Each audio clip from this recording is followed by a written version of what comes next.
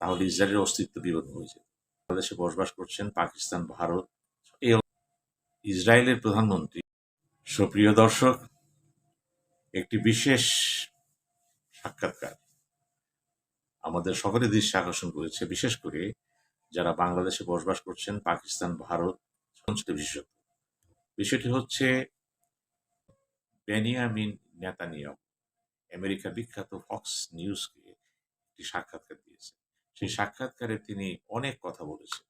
এই সাক্ষাৎকারের কিছু উত্তর তিনি দিয়েছেন। উত্তরের প্রেক্ষাপটটা ছিল American vice president JD Vance. উনি বলেছেন যে ইসরায়েলের সাথে যদি আমেরিকা না থাকতো এবং আমেরিকা আছে বলেই ইসরায়েল টিকে আছে, মূল কথা সত্য এটি। এর উত্তর দিতে যেয়ে তিনি এই সাক্ষাৎকারে বলেছেন ইসরায়েলের একমাত্র বন্ধু আমেরিকা না, আরো বন্ধু আছে। যেমন ভারত। ভারতের সাথে ইসরায়েলের সম্পর্ক এত গভীর যে ভারতের জনগণ ইসরায়েলের পাশে ছিল, সবসময় আছে, আগামীতে থাকবে। অর্থাৎ ভারতের সাথে ইসরায়েলের সম্পর্ক ছিল, এটা আমরা জানতাম। কিন্তু এবার স্বয়ং প্রধানমন্ত্রী নেতানিয়াহু বললেন সম্পর্কের গভীরতা কতটুকু আছে এবং তাদের মধ্যে সমঝোতা কতটুকু আছে।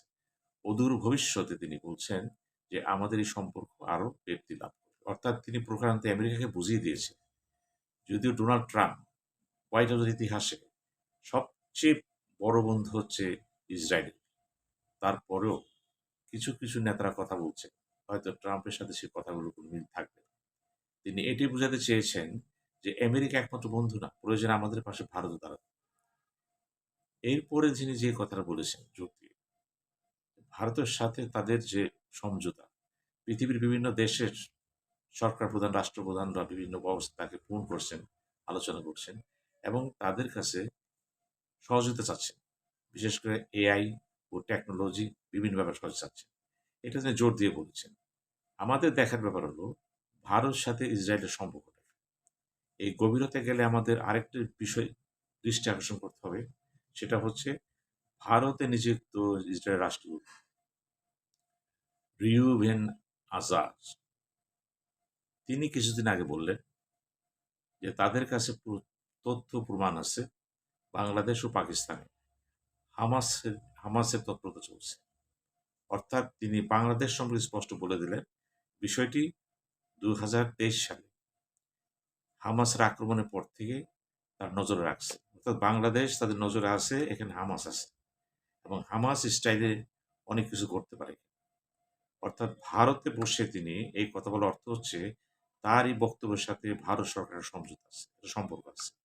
অদূর ভবিষ্যতে ভারত এবং ইসরায়েল যৌথভাবে অনেক কিছু করতে পারে এবং ইঙ্গিত দিয়েছে। কিন্তু আমাদের সচেতন থাকতে হবে যে ইসরায়েল প্রধানমন্ত্রী বলছেন যে আমেরিকার বাইরেও আমাদের সবচেয়ে বড় বন্ধু হচ্ছে কে? ভারত, যাদের সমর্থন অকুণ্ঠ সমর্থন। এটা ছিল, আগামী থাকবে। পাশাপাশি দেখা যাচ্ছে রাষ্ট্রদূতের যে বক্তব্যটা, তাতে মনে হচ্ছে অদূর ভবিষ্যতে ভারত এবং ইসরায়েল যৌথভাবে এমন কিছু করতে পারে যা বাংলাদেশের স্বার্থের বাইরে চলে যেতে পারে। এই বিষয়টি আমাদের যারা নীতি নির্ধারক আছেন, রাজনীতিবিদ আছেন, সরকারি দল, বিরোধী দলে সবাইকে চিন্তা করতে হবে। বুদ্ধিজীবীদেরকে, যারা টক শো করতেছেন তাদেরকে, ইউটিউবারদেরকে বুঝতে হবে নতুন কি পরিকল্পনা নিয়ে ইসরায়েল ও ভারত অগ্রসর হচ্ছে এবং সেটা হবে খুবই একটা ব্যতিক্রম ঘটনা বুঝে যাচ্ছে। কিন্তু ইতিমধ্যে ভারতের সাথে বাংলাদেশ নানা সমস্যা রয়ে গেছে, সমাধান হয় নাই, হতে পারছে না। এগুলি নিয়ে অনেক কথাবার্তা আছে।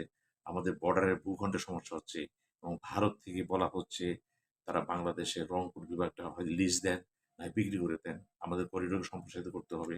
এই যে কর্মকাণ্ড প্রক্রিয়া এবং বাংলাদেশ কেন্দ্রিক যে তৎপরতা, এই তৎপরতার সাথে ইসরায়েলের সম্পর্ক আছে, এটা তিনি স্পষ্ট করে দিলেন।